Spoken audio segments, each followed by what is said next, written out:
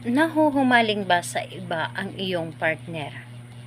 Sobra bang babaero o sobrang bang lalakiro ang iyong partner? Gusto nyo ba na matigil ito at kayo na lamang ang priority niya? Hello mga guys, kumusta kayo? Panibagong araw, panibagong video na naman tayo. And sa araw na ito ay isa na namang video ang aking tuturo sa inyo na simpleng gabay o simpleng pamamaraan na makakatulong sa atin.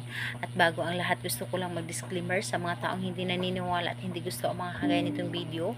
Please skip this video and maghanap kayo ng videos na gustong gusto nyo dahil ang video na ito ay para lamang ito sa mga taong naniniwala and gusto mag-try. Sa lahat po ng mga nagko-comment dito sa aking video dito sa loob ng aking channel, mag-ingat sa lahat ng mga nagre-reply sa inyo na dinadala kayo sa kanilang WhatsApp Imo app upang makaiwas po tayo sa scam. Ngayon po ituturo ko sa inyo paano nga ba natin mapapatigil ang pagkahumaling sa iba ng inyong partner. Yung tipong hindi makontento sa inyo at maghahanap pa rin ng iba. So, dito po isa ito sa mga solusyon paano siya matigil dito.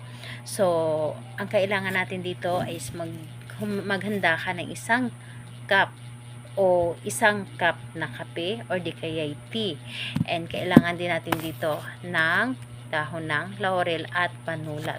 So sa panulat naman, pwedeng red or itim na panulat. Yun po ang ating dapat na gamitin. And maganda din tayo ng lighter o di kaya posporo. So yun ang ating dapat na ihanda. And kailangan na alam mo sa iyong sarili na gustong-gusto mo itong gawin, buo ang inyong loob, tiwala at paniniwala sa paggawa nito at hindi ka nagdududa dapat dito.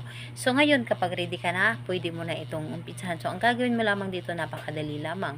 Dito sa isang, halimbawa ito ay may laman ng kape, dapat kape lamang or tea. Dito sa iyong cup na naglalaman ng kape or tea ay lagyan mo itong dahon ng laurel. Pero, dito sa dahon ng laurel, isulat mo dito ang kanyang pangalan. Isulat mo dito ang kanyang pangalan at isulat mo rin dito, itigil na ang pagkahumaling sa iba. So, dito po, kapag naisulat nyo na dito, bago ninyo sunugin ito, humiling lamang kayo. Hilingin nyo dito, sa pamamagitan nito, ikaw, pangalan ni partner, ay matigil na sa pagkahumaling sa iba at sa akin na lamang ang focus mo, ako lamang ang priority mo at ako lamang ang mamahalin mo habang buhay. So dito po, pagkatapos mo humiling dito, isunugin mo po ito.